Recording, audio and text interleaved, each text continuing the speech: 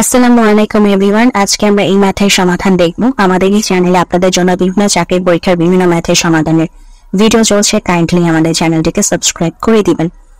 তো চলুন আমরা আমাদের আজকের সমাধানে নিয়ে পড়ি। এখানে আমাদের একটা ধারা দেওয়া আছে এবং এটা হচ্ছে আমাদের কি স্বাভাবিক সংখ্যার বর্গের ধারা।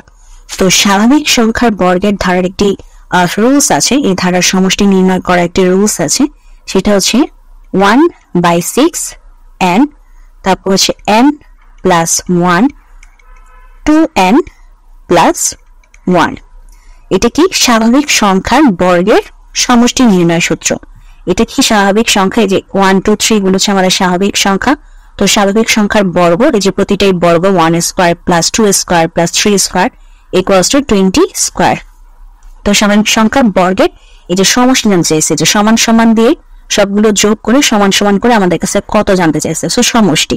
তো স্বাভাবিক সংখ্যার বর্গের সমষ্টির নির্ণয় সূত্র হচ্ছে 1/6 into n into 1 plus 1 sorry n plus 1 into 2n plus 1।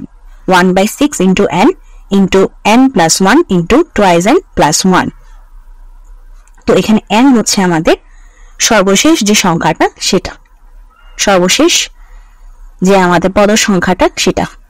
তো এখন হচ্ছে আমরা জাস্ট n এর মানটা বসিয়ে দিই। n এর মান হচ্ছে আমাদের 20, এখানে হবে হচ্ছে 20 প্লাস 1 তাহলে 21, আর এখানে যেটা হবে 2 ইন্টু 20 প্লাস 1 তাহলে হবে 41। তো 1/6 ইন্টু 20 ইন্টু 21 ইন্টু 41।